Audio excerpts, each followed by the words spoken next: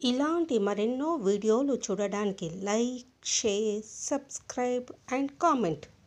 ఈరోజు ఈ వీడియోలో 2025 సంవత్సరంలో శ్రావణ మాసంలో సంకటహర చతుర్థి తిథి ఎప్పుడు వచ్చింది, ఈ నెల నామం పేరు, పీఠం పేరు, వివిధ ప్రాంతాల చంద్రోదయ సమయాల గురించి తెలుసుకుందాము. గణపతికి అత్యంత ప్రీతిపాత్రమైన తిథులలో ప్రధానమైనది చవితి తిథి. అయితే ఈ చవితి అనేది చతుర్థి పూజను 2 రకములుగా ఆచరించెదరు. మొదటిది వరద చతుర్థి, రెండవది సంకటహర చతుర్థి. అమావాస్య తర్వాత వచ్చే చతుర్థి రోజున చేసే వ్రతంను వరద చతుర్థి అని, పౌర్ణమి తర్వాత వచ్చే చతుర్థి రోజున చేసే వ్రతంను సంకటహర చతుర్థి అని అంటారు. ఇందులో వరద చతుర్థిని వినాయక చవితిగాను, వినాయక చవితి రోజున ఆచరించెదరు. సంకటములను తొలగించే సంకటహర చతుర్థి వ్రతమును మాత్రము ఆలంబనంగా ఆచరిస్తూ ఉంటారు. సాధారణంగా నెలలో వచ్చే చతుర్థి తిథిని సంకటహర చతుర్థిగా జరుపుకుంటాం. కానీ మంగళవారం నాడు వచ్చే చవితిని అంగారక చతుర్థి అంటారు. వారం, తిథి కలయికల వల్ల వచ్చే కొన్ని రోజులు విశేషమైనవి. అలాంటి విశేషమైనవే అంగారక చతుర్థి. మంగళవారము కృష్ణపక్ష చవితి నాడు వచ్చే రోజును అంగారక చతుర్థిగా జరుపుకుంటారు. దీన్ని అంగారక చతుర్థి వ్రతం అని పేరు. ఈ రోజున అంగారకును ప్రసన్నం చేసుకుంటే అతని అనుగ్రహంతో పాటు వినాయకుని ఆశీస్సులు కూడా లభిస్తాయని శాస్త్రాలు చెప్తున్నాయి. హిందూ సాంప్రదాయంలో వారంలోని ప్రతిరోజు ఒక గ్రహానికి అధిపతిగా ఉంటుంది. మంగళవారం నాడు అధిపతి ఎవరో కాదు, మన నవగ్రహాల్లో ఒకరైన అంగారకుడు. ఈ అంగారకుడు మన జీవితాల్లో ఎన్నో ప్రభావాలు చూపిస్తాడు. పురుషులకు ఆత్మవిశ్వాసము, ధైర్యము, నాయకత్వ లక్షణాలను ప్రసాదిస్తే, స్త్రీల జాతకంలో కుజదోషంగా పేరు పొంది వివాహాల్ని ఆలస్యం చేస్తాడు. అలాంటి గ్రహ దోషాలను నివారించేందుకు, అంగారకుడు అనుగ్రహాన్ని పొందేందుకు ఒక విశేషమైన రోజుంది. అదే అంగారక చతుర్థి. ప్రతి మాసము కృష్ణపక్షంలో అనగా పౌర్ణమి తర్వాత 3-4 రోజుల్లో చవితి వస్తుంది. ప్రదోషకాల సమయంలో చవితి ఎప్పుడు ఉంటుందో ఆ రోజున సంకటహర చవితిగా పరిగణించాలి. అయితే 2 రోజులు ప్రదోష సమయంలో చవితి ఉండడం సాధారణంగా జరగదు. ఒకవేళ ఎప్పుడైనా అలా జరిగితే 2వ రోజున సంకటహర చవితిగా గమనించాలి. సంకటహర వ్రతాన్ని 3, 5, 11 లేదా 21 నెలల పాటు ఆచరించాలి. ఈ వ్రతాన్ని బహుళ చవితి నాడు ప్రారంభించాలి. వ్రతాచరణ రోజున ప్రాతకాలమునే శిరస్సున స్నానం చేసి తర్వాత గణపతిని పూజించాలి.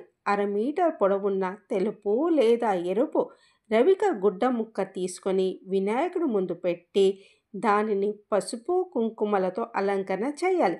మనసులోని కోరికను తలుచుకొని 3 గుప్పిళ్ళ బియ్యాన్ని గుడ్డలో వేసిన తర్వాత తమలపాకులో 2 ఎండు ఖర్జూరాలను, 2 వక్కలు దక్షిణ పెట్టి మనసులోని కోరికను మరొకసారి తలుచుకొని మూట కట్టాలి. సంకట నాశన గణేష స్తోత్రము, సంకటహర చతుర్థి వ్రత కథను చదవలను. ఆ మూటను స్వామి ముందు పెట్టి ధూపం వెలిగించి కొబ్బరికాయ లేదా పండ్లు స్వామికి నివేదించాలి. తర్వాత గణపతి ఆలయానికి వెళ్ళి 3 లేక 11 లేక 21 ప్రదక్షిణాలు చేయాలి. ఆలయానికి వెళ్ళడం సాధ్యం కానప్పుడు ఇంట్లోనే ఒకచోట గణపతిని ఉంచి ప్రదక్షిణ చేయవచ్చు. పూజలో ఉన్న గణపతిని తీయకూడదు. శారీరకంగానూ మానసికంగానూ స్వామీజీని ఎంత సేవ చేశామన్నది ముఖ్యం. అంతేకాని ఎన్ని టెంకాయలు సమర్పించామో, ఎన్ని పండ్లు నివేదించామో అన్నది ముఖ్యం కాదు. సూర్య అస్తమయం తర్వాత స్నానం చేసి దీపం వెలిగించి స్వామికి లఘువుగా పూజ చేయాలి. సూర్యాస్తమయం వరకు ఉడికించిన పదార్థం కానీ, ఉప్పు తగిలిన పదార్థాలను తినకూడదు. పాలు, పండ్లు, పచ్చి కూరగాయలు తినవచ్చు. అనుకున్న సమయం అనగా 3, 5, 11 లేదా 21 చవితులు పూర్తయ్యే వరకు ఇలాగే ప్రతి సంకటహర చవితికి చేయాలి. చంద్రోదయం తర్వాత చంద్ర దర్శనం లేదా నక్షత్ర దర్శనం చేసుకొని చంద్రునకు ధూప దీప నైవేద్యాలు సమర్పించి భోజనం చేయాలి. అంగారక చతుర్థికి ప్రత్యేకమైన మంత్రం ఉంది. అంగారకాయ విద్మహే శక్తిహస్తాయ ధీమహి తన్నో భయం భయంకరాయ మమ మంగళం ప్రచోదయాత్.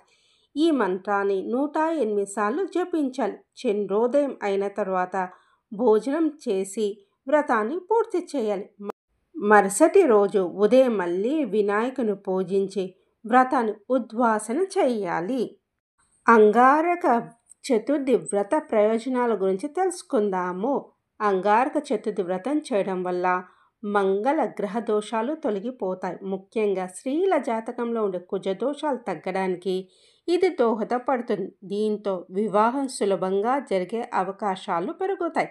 అంగారకుడు మన శరీరంలో రక్తం, కండరాలు, ఎముకలకు సంబంధించిన వాటిని ప్రభావితం చేస్తాడు. అంగారకుడు అనుకూలంగా ఉంటే ఆరోగ్యంగా ఉంటాం. ఈ వ్రతం చేయడం వల్ల అంగారకుడు అనుగ్రహం లభించి ఆరోగ్య సమస్యలు తొలగిపోతాయి. అంగారకుడు దాంపత్య జీవితంలో కూడా ప్రభావితం చూపిస్తాడు. అంగారక చతుర్థి వ్రతము దంపతుల మధ్య అన్యోన్యత పెంచి దాంపత్య జీవితము సుఖరమ్యంగా సాగేలా చేస్తుంది. సాధారణంగా అంగారకుడు శక్తి పరాక్రమలకు కారకుడు.